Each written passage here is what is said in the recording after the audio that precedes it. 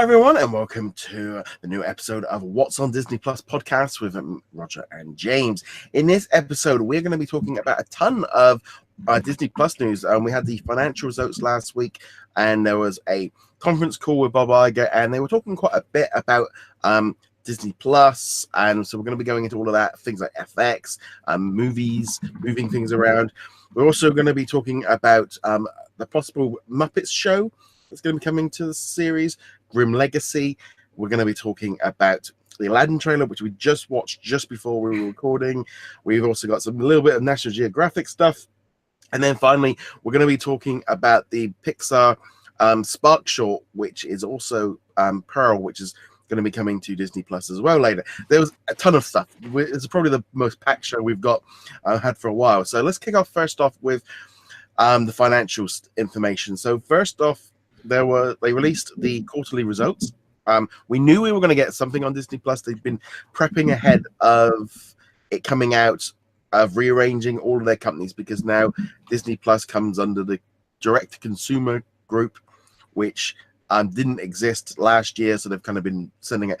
And the basic number for this is that section is massively down. They're just choking through money. They are millions in the debt. They are the only division of Disney that are losing money.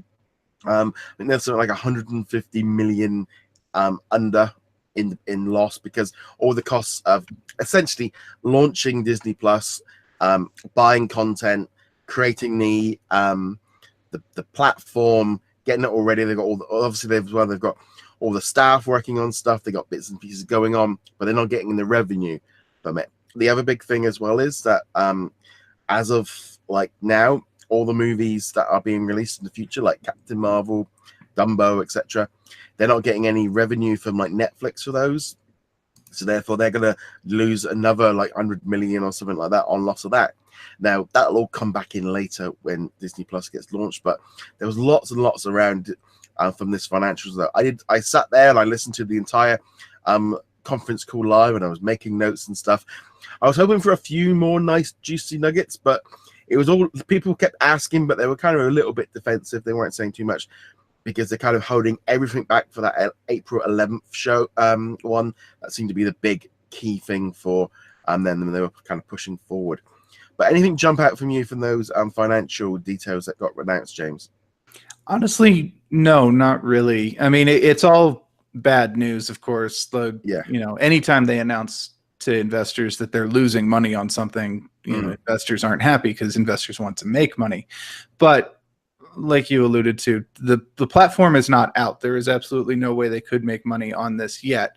So they're losing money now in an initial investment, and hopefully when we're talking about this again next year, or next year plus a couple of quarters into the investment report, they'll start to be able to say, yes, the money that we invested in 2017, 2018, and early 2019 has turned into a profitable or very nearly profitable venture. Because these kind of things, even once they launch, the chances of it being profitable, that's an annoying word, profitable right out the gate are almost zero. I mean, that's just the nature of the business. But if they can say, we're making progress, we're cutting into the early investments, then that will be good news to investors in a year and a half, however you want to think about it. But nothing major, nothing surprising. More surprising kind of things they didn't announce, which was maybe like plans towards an initial lineup, but obviously they don't want to do that too early in advance. Like you said, April 11th, I think is what they're aiming for. Yeah. So, this isn't a news thing. This isn't something that they push as news. It's just them telling investors what is up. I don't know why I can't speak at the moment, but this is them telling investors, this is what we spent. This is how much of it is a loss. All of it is a loss because we have no revenue coming in for this yet. But don't worry, we know what we're doing. We're going to turn it into profit later. At least that's the hope. So I mean, this is what Bob Iger did say. He said that the investments we're making in the technology side and increasing our incremental content are all designed for the long term. This is equivalent of deploying capital to build out the theme parks. This is a bet on our future of our business. We are deploying our capital so that in the long-term growth of this company is stronger than it would have been without these investments. And I think that representation of saying essentially they're building a theme park. That's the way they're looking at it. They're building it at the minute. They haven't got anybody in there spending any money and buying churros and merchandise. They are taking this seriously. It is the number one priority for Disney at this precise minute, is sorting out the streaming service.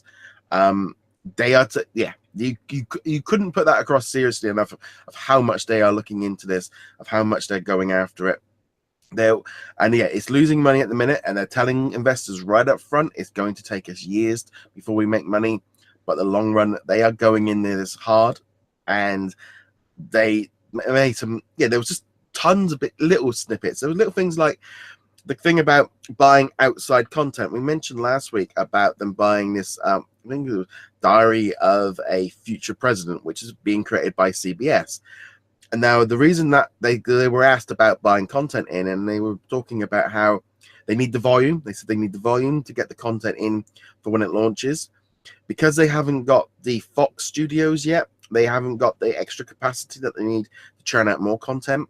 They were very open about the fact that they need the Fox studios to up their content, and they just got to buy it and I was like, okay, they're being very open with the fact of what they want 21st Century Fox for. They want those studios, they want the buildings that they're building in, they want the staff, they want to turn that around to help them create more content. I think it's like some of the stuff with like Fox Searchlight and things like that.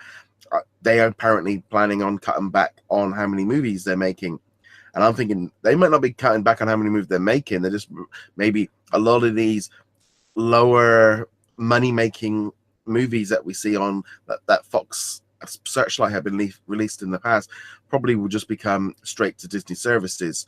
Those that because they're low budget, high quality movies, and I think that's what they're looking at. That's what they want for the streaming service. It's becoming to me a little bit more clear of what they wanted Fox for is basically is just to up what they're doing and get all the licenses, etc. Right, and there's significantly less risk for them to take these lower budget movies and put them right on Disney Plus, because as we've talked about time and time again, and we will talk about time and time again from now, there is a lot of risk in releasing a movie into theaters, particularly one that's not part of a franchise. So when they look at this and they go, we've got this movie, it didn't cost an incredible amount to make, relatively speaking. If we put it on Disney Plus, there will be an audience for it, because there will be people who are going, what can I watch today? Oh, that looks interesting. It's a new Juno-esque movie, with whatever the Ellen Page of 5 years from now is, and they can throw it there. Whereas going to the theater requires, taking the time to do it, spending a lot on tickets, possibly spending a lot on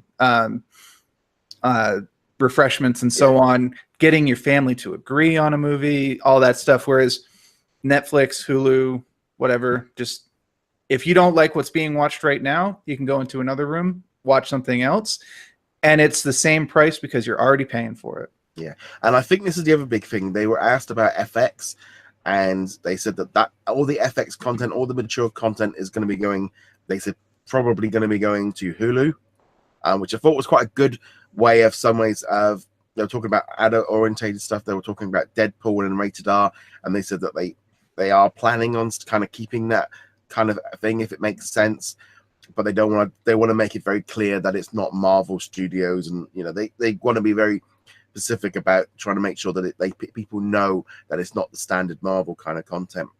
I think this whole thing, because we've got this Television Critics Association event going on over the weekend and this week as well, there's been a lot of talk from Fox, lots of talks from ABC, lots of shows ordered. We don't really know where it's all going, but now we know that FX definitely isn't, and also all the mature stuff. ABC is still all up in the air what's going to go on with that, but it wouldn't surprise me as well if some of those Fox Searchlight movies that maybe would have had a cinema release will end up going to Hulu. They could start doing the same thing there and start pushing You know, you start looking maybe at some of those like Oscar movies, like things like Shape of Water and that things like that would be a little bit more at home on Hulu than maybe on Disney Plus. But they are going in heavily. They were talking about these sort of 3 pillars of sports, general adult orientated content, and Disney Plus being the family oriented. And they want the free bundles, and they want to offer different services. They don't want to offer one big package and now, like, you know, and everything's all in one. They want to let people choose. And Bob once again talked about how they want, because it's all going to be built on this BAMTech technology. You're going to have your one username, your one password, your one credit card, and you're going to be able to get. They want to give discounts on if you take out 2 subscriptions, either for Hulu, Disney Plus, and ESPN Plus. Extra discounts if you have all 3. I'm thinking that they are planning this as a like an option of logging in, and I expect once they get Hulu, you're going to start seeing this much more of that. It wouldn't even surprise me if they're going to end up with an option within the app to kind of send you over to ESPN, to try and be like interconnected, but not. We have that like with Now TV over here. You kind of log in and you've got sports, movies, and television, and you can, if you don't have access to one, you see it, but you just can't watch it. And I'm wondering if that's where they seem to be going. The way that they were talking about the bundles and stuff, you know, he's mentioned this before, but he's definitely pushing forward on this idea of offering discounts. Bob, you know, they don't say this stuff if they're not planning on doing it. Yeah, and they definitely are going to want to have cross promotions between the various apps, because they are going to want things on the Disney Plus app that say, hey, if you want something a little more adult, here's Hulu right here, and here's a limited time offer for Disney Plus subscribers. You know, take $2 off the first 3 months kind of deal.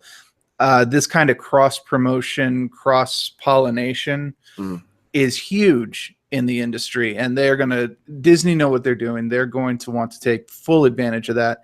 And I could totally see if they have a package that's Hulu Plus and Disney Plus or Hulu, whatever. Yeah. I could see doing that. I don't have a Hulu subscription right now, but there's enough on there that if, say, a no ads package or only ads in front of the show rather than in the middle of the show gets combined with a Disney Plus, for the right price, I could definitely see doing that. Well, I mean, now at Hulu's $5.99 for the basic ad version. You know, it's a decent price. It's not too bad. A lot of the shows that they're pushing, we don't have Hulu over here in the UK, because I think this is going to be the big problem. There's lots of deals in place that, like Sky have got a deal with Disney that, you know, that deal doesn't expire till 2020. You know, there's all these different things going on. So until that's all sorted, that's why they were talking a lot about bringing out into Hulu internationally. But he was very coy on the idea of saying, until we've got Fox, we can't talk about it because we've only still got a 30% share right now. The deal is expected to go through. A lot of people are talking about by the end of this month. So I'm expecting, this is why I think the April Investors Day is going to be important, because I'm guessing Fox will have been ticked and signed then, and then they can come out and be like, right, this is happening, this is going on. So it's going to get very messy then once that's happened. But yeah, the fact that they're talking about all this and bringing everything out, you got international deals they're sorting out. This is why they've been talking about like Europe being a little bit later. I mean, it wouldn't surprise me if there was some little side deal with Sky of going, yeah, we will sell you that 39 million bet, but that contract has to end when we say, or something. You know, I wouldn't be at all surprised if that was part of the deal to get Hulu and Disney Plus out in Europe a little bit easier. But that's just my own speculation. This whole thing with this financial stuff, it was there wasn't a lot of information, but there was little things they were talking about which, you know, you could extract very easily. Yeah, and it's all speculation, but I'm sure that you're right. They want to make this easier to get Hulu globally, not just Europe, but as many markets as they possibly can. And anything that they can do in the contract phase or the merging phase, whatever it is right now, that they can do to make that easier down the road, they're going to want to do. Because, yeah, the American market is obviously the target market for Disney, but the more markets you can get into, England, France, Spain, Germany, and then move over to Asia, if they can break into the Chinese market, which is the ultimate goal for all of these companies right now, then the easier they can do that, the faster that they will start to see profits coming in. And that's, of course, what investors want too. So, I mean, that's the key thing here. Of while Disney Plus is going to launch in the US first, I've got pure eyes on international. This is not the trouble. Is there's so many contracts in place, little deals, things that have all got to expire. And all of those things have to expire, but they're also losing money while they're expiring, and they've got to take that short-term hit. And yeah, it's just one of those situations that's a bit messy because of existing contracts, and it's not easy just to unbind everything, and also depends on those contracts. I mean, recently there was ones about like The Simpsons, where all the time The Simpsons are being on the Fox network. The old companies still have access to them because of a contract signed back in the 80s. These are things that are still going on, and it's just going to be a bit messy until everything. I mean, you look at like Marvel, when Disney purchased that, and Lucasfilm, with some of those contracts that were in place, they still stuck with problems with like Universal Studios having access to the characters in Florida because of contracts before Disney purchased them. And I think that's going to be a case with some of the issues with Disney Plus until they get, in 5 years' time, all those deals could have been done, and it'll be a lot simpler than what it is right now. Yeah, the moral of the story is bankruptcy is a pretty terrible thing, and all the problems that Disney is experiencing on the Marvel side are because of Marvel's bankruptcy in the late 90s. They sold off the rights to Spider-Man, X-Men, Fantastic Four, etc., and all of those rights to Universal for the park, and I mean, they had no choice. They had to do it. They were in bankruptcy, but Disney's still kind of trying to sort all of that out. And like you said, 5 years from now, maybe it'll all be done. Universal won't have the license anymore. They'll have Nintendo Land. So, I mean, it's not like they're hurting. They've got Harry Potter World. But yeah, the ultimate moral of the story is bankruptcy is long reaching. Yes. So there was another little snippet that came out of the conference call. We're talking about like movie releases, and we'll probably go into like a little bit more detail on like the DVD side in the Disc Kingdom podcast this week. But as far as like time scales, they still want that cinema release. They still want to keep that going. They still want the big, and it's like, well, yeah, look at all the billions they made at the cinema last year. They still want that, but they are very much aware of that time scale between movies and how quickly they are available on things like Disney Plus. They didn't really give any information. Is that feeling of April 11th? We're literally, as of recording, it's the 11th of February now, so we've literally got 2 months to go until we really. And I think from that point on, they're going to be hammering home that information once we start seeing. They've been very strong about talking about that date being the time where we start learning about bits and pieces. But let's move on now from the financial results, which was a rather long and dull conversation that we had. Our conversations are never dull. Not ours, but theirs. I mean, listening to that conference call, start of it, you're like, oh, okay. But nevertheless, this week was the Television Critics Award, which I'm still trying to kind of get through of all the information that's come out of it, because there's been so much.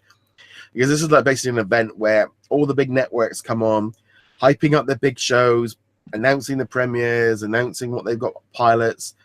And it's been a bit messy because it's a little bit like we say, we know that FX stuff's now not coming, but we don't know what's happening with some of the stuff on the Fox network. We don't know how much of ABC content is coming to Disney Plus. We don't know what's happening with Freeform. It's all over the place of what's going on where. So it's very tricky to work it out.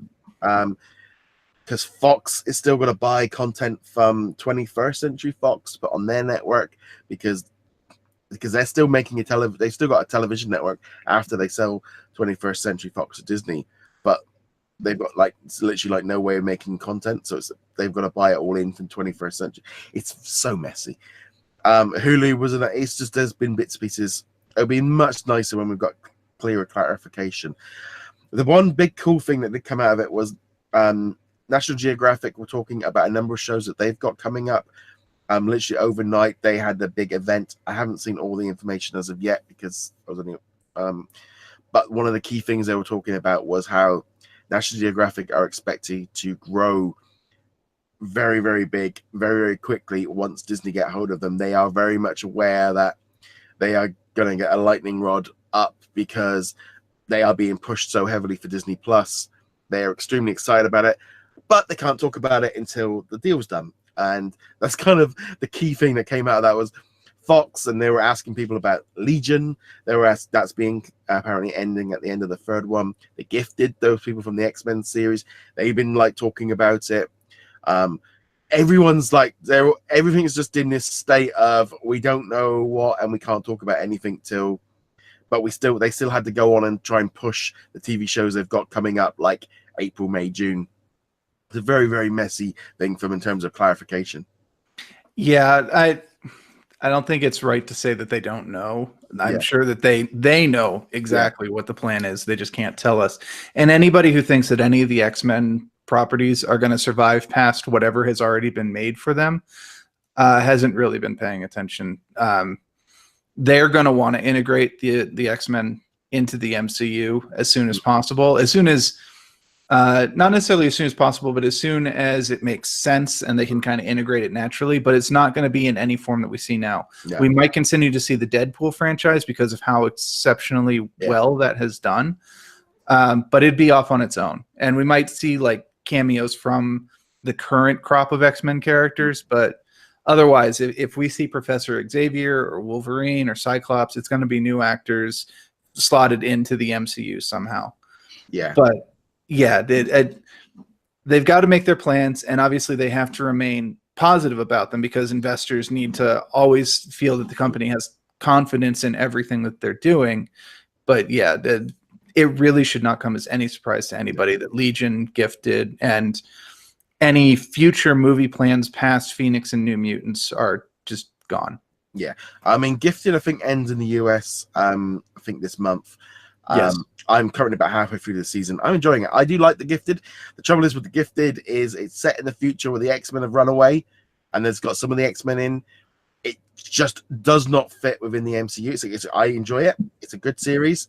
But it just doesn't, it's not going to fit within the MCU, and it's going to be, they're talking about, oh, we would like to do a season 3. It's like, you're not going to get it. Or if they do, they might turn around and go, right, do a third season, finish it off. But I can't see that because then we're looking at next fall, and then at which point they're not doing it. Apparently, Legion ends at the end of the third season. The director and the creators have said that was their original plan all along, was to end it. It's like they probably just got a heads up first off to maybe close off the story. That's not going to continue on. They want to make these things very crisp and clear that Disney Plus is the home of Hulu. Oh, sorry, the home of the Marvel stuff. And there's been a lot of things about all this R-rated stuff and going, oh yeah, they're going to put it all on Hulu. It's like, that's not really what they're talking about when they're talking about Marvel. They want it all in one place, and they like all the adult stuff, but they got to tone it down because the branding of Marvel is so much more important than just a TV show like about the Punisher. There's a lot more to it than that, and I think this is where everyone's kind of, oh, we're going to put everything on Hulu. It's like, for adult content, it's like, that wasn't really kind of what they said. Yeah, there's still the question of, like you said, Punisher, Daredevil, Iron Fist. They've all got, while they're not strictly mature other than Punisher, they're also not exactly kid-friendly. A lot of blood, a lot of violence, occasional F-bombs, occasional other bad language. The Luke Cage series, of course, has some very racial language in it, which I'm not going to repeat, but because I'm white. But they're going to want it on Disney Plus somehow.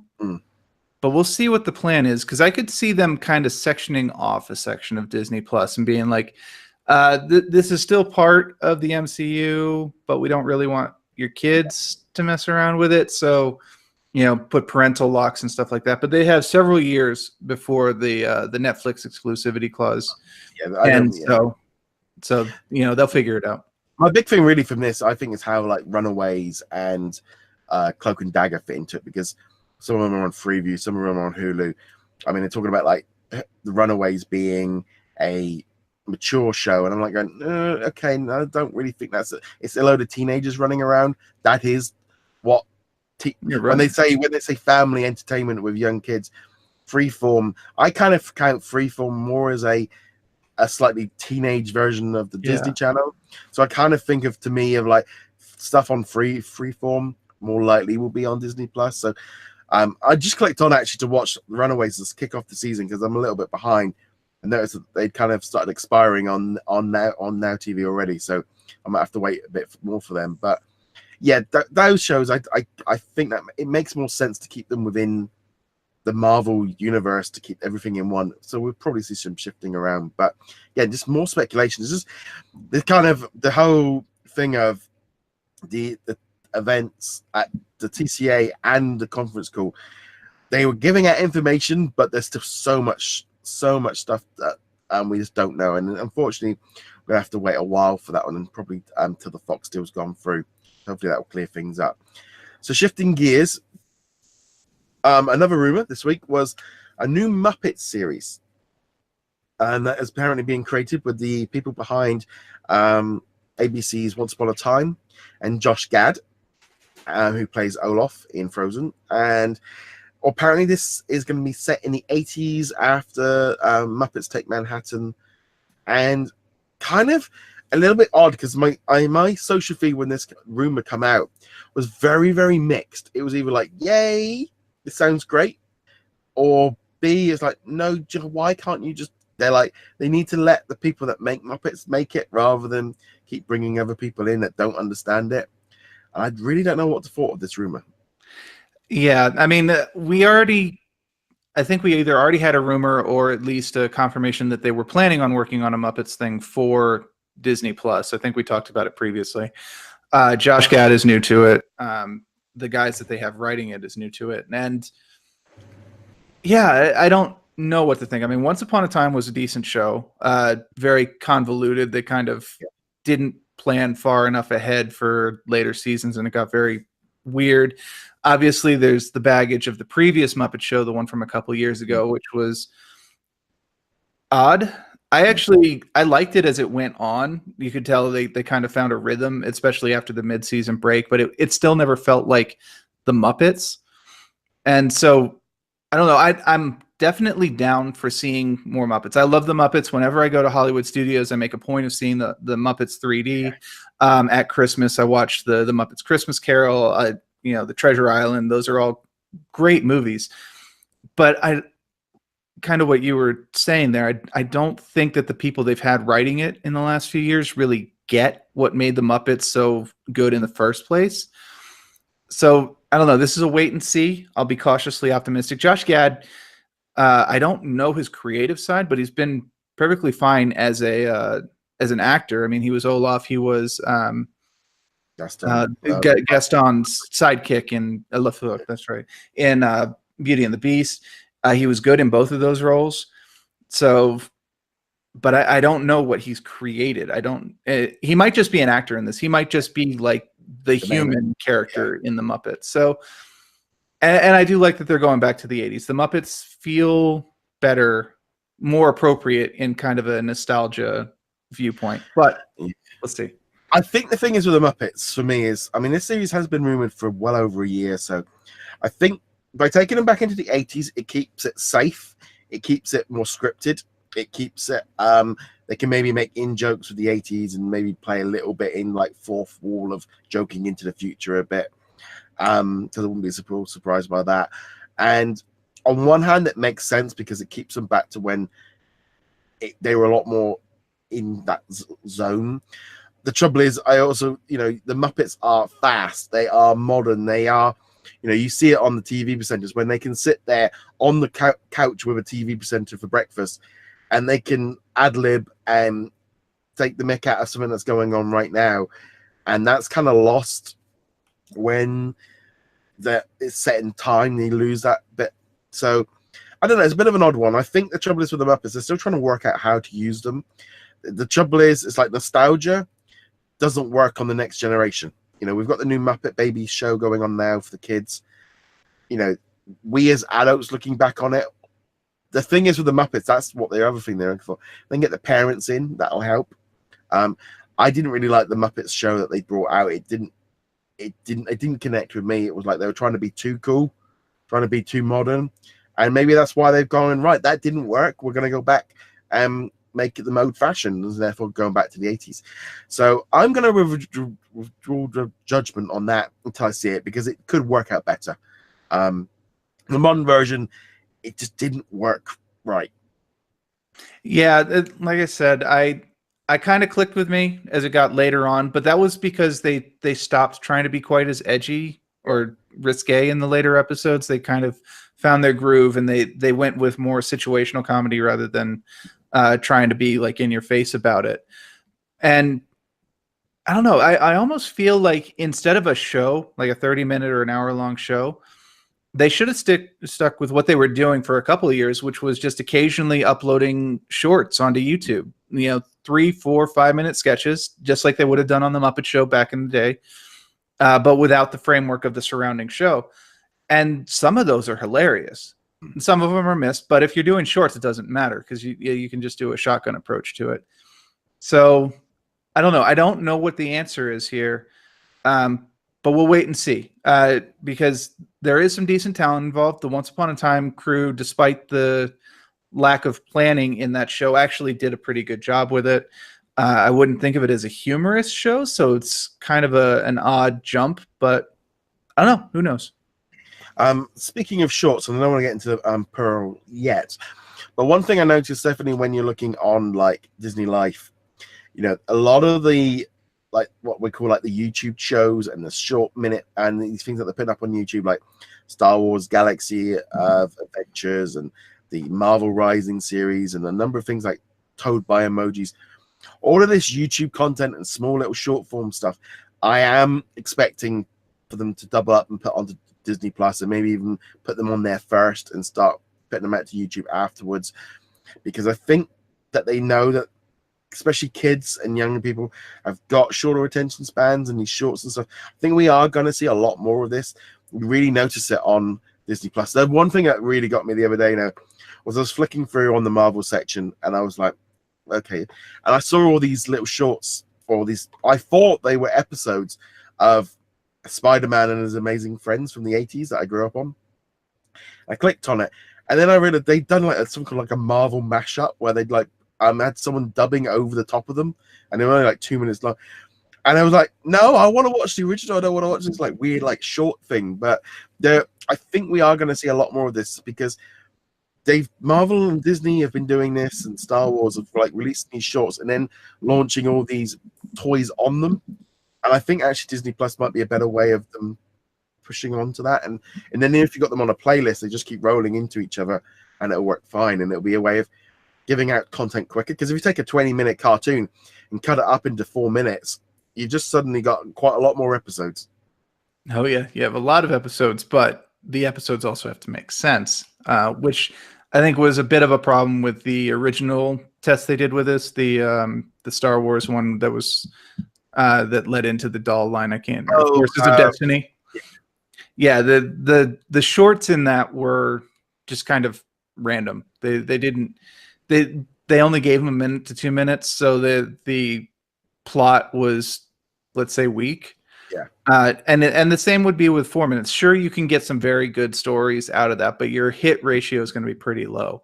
I can think of like one episode, I think it takes place in Return of the Jedi, right after Return of the Jedi, and there's a stormtrooper getting carted off by the Ewoks, and for whatever reason, that one was just hilarious, because Leia's going, "You can't eat them," and the Ewok just whacks the stormtrooper in the head. It's like, yes, I can. And that was a great short, but that was 1 out of like 15, and it's the only one I can really remember. So yeah, it's a kind of line, isn't it, between like when you look at something like Clone Wars and Rebels of being like a proper episode, and then like they're doing these shorts, and you can see them then trying different things, and obviously kids have got different tastes now and what they're watching, and shorter episodes seem to kind of be the way they're going. But before we go on to the last shorts that we're going to talk about, let's talk about this other rumor or kind of thing that was reported by Deadline, was that the Grimm Legacy is going to be coming to Disney Plus. This is they've got someone in now, Derek Gleason, to write the movie. It's based on a book by who is it? Polly Solomon. Yeah, she there's apparently it's a trilogy, and it's all taking place in a New York material library where they make new friends to get pocket money, and they lend out objects rather than books, and it's all sounds very like Harry Potter-y kind of zone of straight up Disney Plus alley of this kind of magic kind of area. So that's, again, we're hearing lots of little things going into production and early stages, because this could be years off, but definitely interesting again that they're going down this magic family entertainment stuff continues to be the thing that they're pushing forward. Yeah, and I have to admit, I've never heard of Grimm Legacy before this. I did do a little bit of reading on it just to kind of get up, and it does seem like it'll be a fun little young adults, younger target audience story. Based on the name, I was expecting it to be like a fractured fairy tales kind of thing with the Grimm stories or whatever, but this does not sound like this. This sounds actually a lot more not necessarily wholesome, but kind of in that direction. So it's just another thing to add to the catalog. It's another thing to give them variety, and they could say, I am getting Disney Plus for The Mandalorian and these Marvel shows, but my little 10-year-old can also enjoy this because we've got the Grimm Legacy right here as well as the other shows. So it's just them having content for any target demographic you could think of. Yeah. And also, to me, kind of comes into this idea of them not just being like, I think when they originally were talking about, oh yeah, we're going to release like 4 movies and a few shows here and there, we're not going to be competing with Netflix. The more stuff coming out is like, no, you are ramping up original content because everybody else is, and you're gonna, if you want to compete subscribers, there needs to be something new. There needs to be constantly drip feeds of new stuff, because the minute people go, well, it's not been updated in a month, well, I don't need to subscribe anymore. That's what they're gonna have to keep updating. So depends if these are movies or this one looks like it might be a movie series rather than shorts, but that's what Disney want to do. They want to get back into making lower budget movies, because that they kind of lost that, and there's also not enough room at the cinema. They've been talking. There was a couple of things going on with all the stuff with Fox of they are expecting a mass cut of how many movies that Fox release, because they've been releasing like 15-20 movies a year, and with that and Disney, they don't want to maintain that. They don't want to be having 30-40 movies. I mean, Fox have got Alita Battle Angel that was out like a couple of days ago, followed by that We Will Be the King movie literally within days of each other, and it's like that you're cutting in, and then if you then got a Disney movie coming in on top, they're all going to be sort of fighting with each other, and that's not probably very profitable.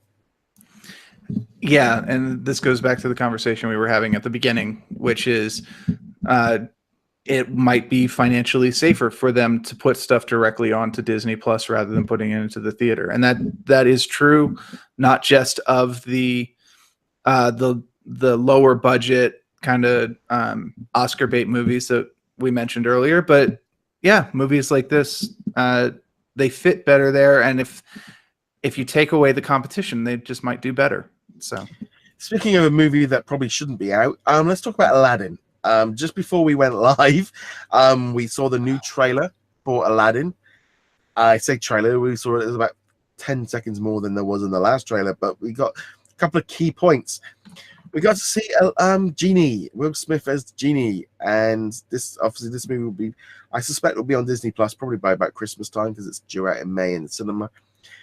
My word, that does Will Smith just look badly? Just this movie just look. I just sitting there going, don't release it, please. Just don't do it. It doesn't need to be out. Just send this off. I was every bit of this movie. I'm just looking at it going, it just looks horrible. I don't like the art style. I don't like the way they're doing.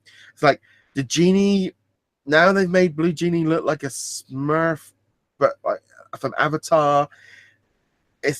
I don't know what they were trying to do with this one, and it's driving me. Yeah, I just don't know. I don't get it. I suspect that there's a lot of them worrying about people getting upset that they originally did not have a cast of characters or a cast of actors that fit the ethnic type for the area where it was coming in. I seem to remember there being some hubbub about that, as well as Mulan, which we haven't seen in action yet. And so they've got to be careful with that. And now they've also got all this other stuff. They want it to be a representation of the original movie, but not just Genie, but also Jafar. Just like these characters are very different representations of what we already have.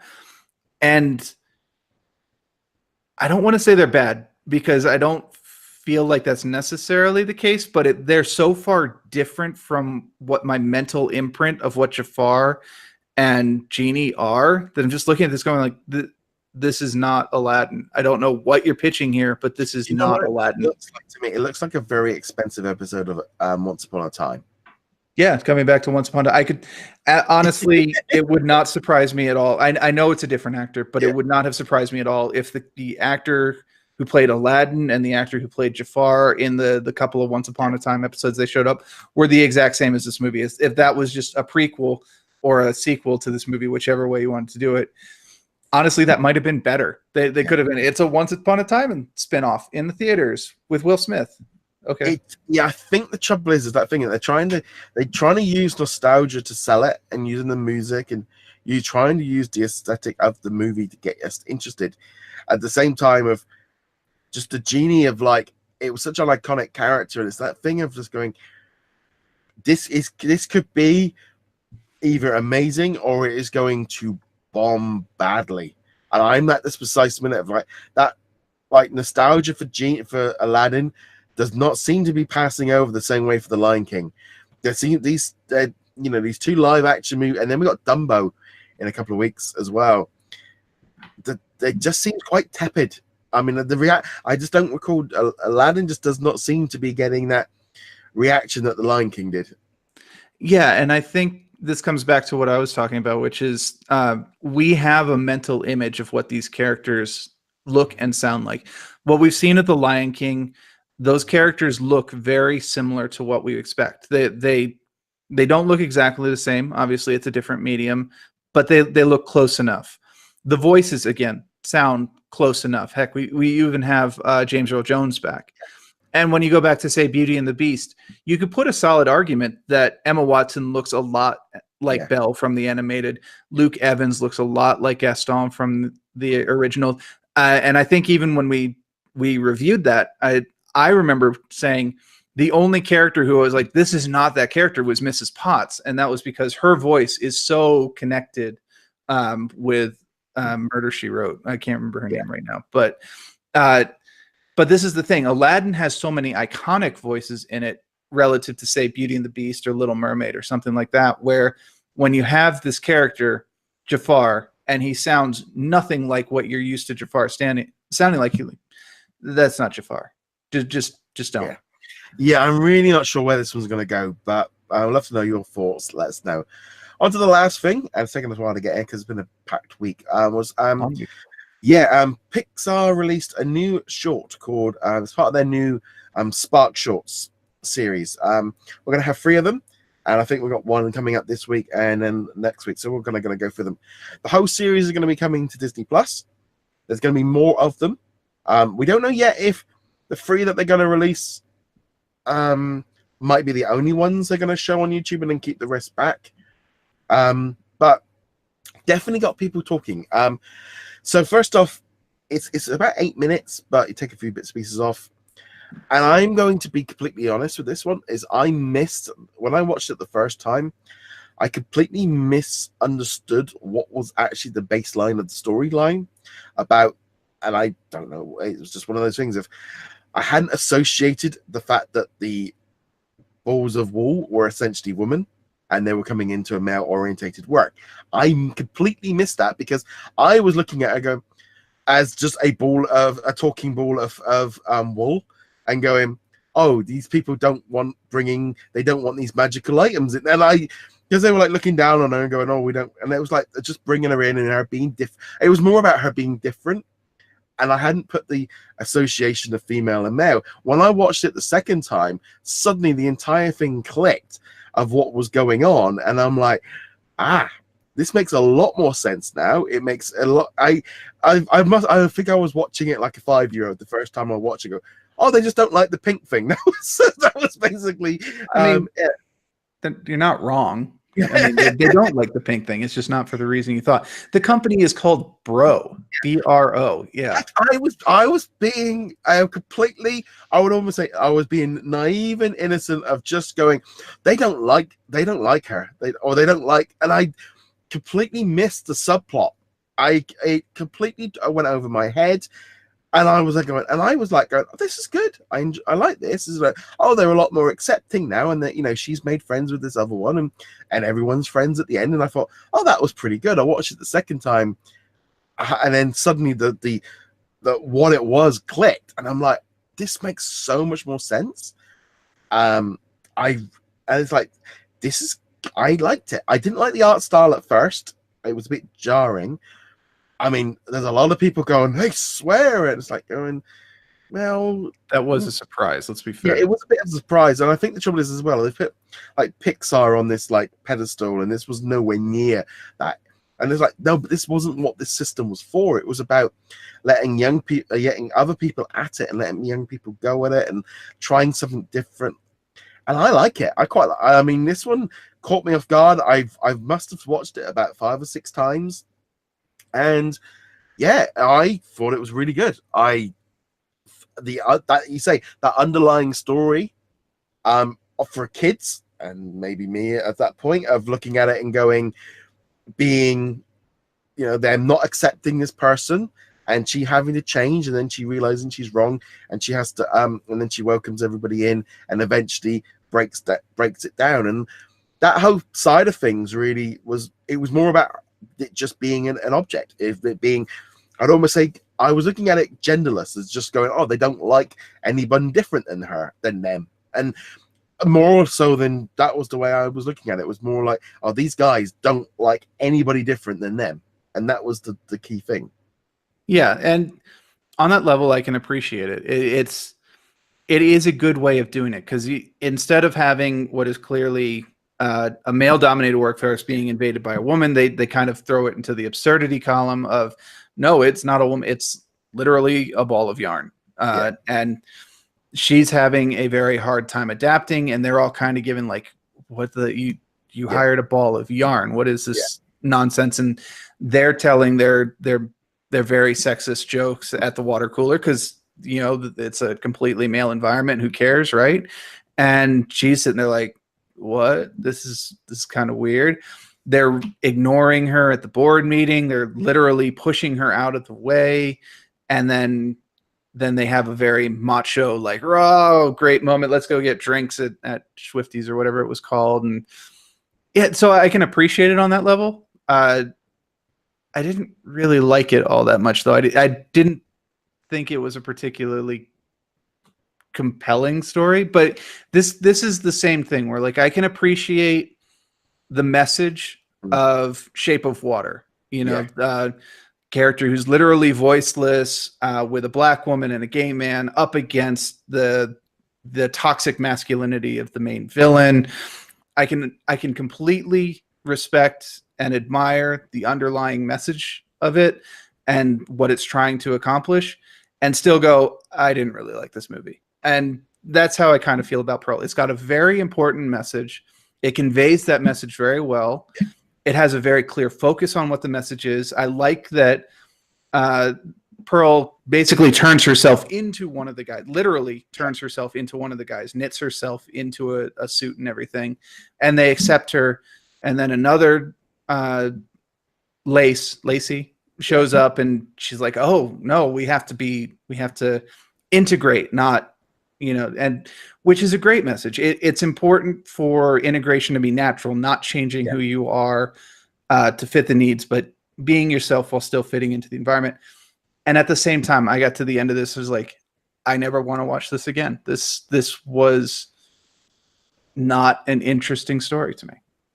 No, it was that kind of thing of I did think they did it very well because of the way it came across, of it being very natural, and I appreciate the fact that they're trying something different. It was, I mean, I thought like the art style of like you could tell apparently they used like different assets from different parts of the movies, of like apparently like Jan's mouth is actually from Bing Bong from Inside Out. I didn't notice that. No, there was a little feature that came alongside it where they were talking about it, and you know, they were using assets from other movies to try and obviously speed it up and make it cheaper.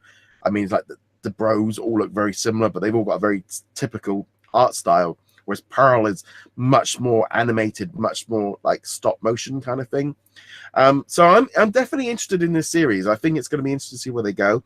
The trouble is, I think generally Pixar shorts are normally very high quality, high polished ones. This probably wasn't as polished, and we've got some more coming up. But no, I thought it was a great kickoff.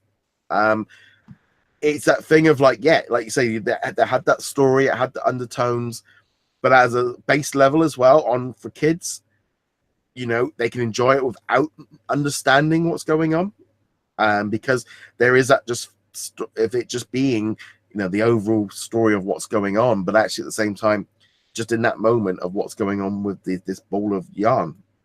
Yeah, and I am looking forward to seeing what the other two videos are going to be, and this is a great way for Pixar to get that next generation of animators and storytellers some experience without putting the pressure of, oh, this is going to be in front of Toy Story 4. This is going to be the video that's in front of Inside Out or Up or whatever. Because there's a lot of pressure, because those shorts have to appeal to a wide audience. You know, that's why we get those little shorts. But this gives them a chance to experiment, try different things, see how these young creators work in a short form environment. So it's not up to the Pixar standard in terms of animation, attention to detail, so on and so forth, but it's still very high quality. I will give them that. So let us know in the comments below what you guys, or get in touch with us on social media, what you guys thought of Purl and any other thing else from this week. Like I said, a bit of a longer one this week.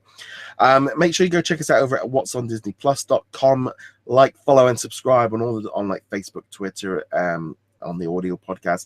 All your support really does make a big difference. It definitely, you know, it's quite amazing really of how many people the YouTube channel is like tripled in the last sort of month. The Facebook page is growing very well, so this is great. So yeah, more of you listening is fantastic.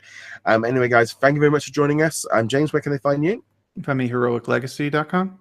And on that, guys, thank you very much. We'll see you guys soon. Later.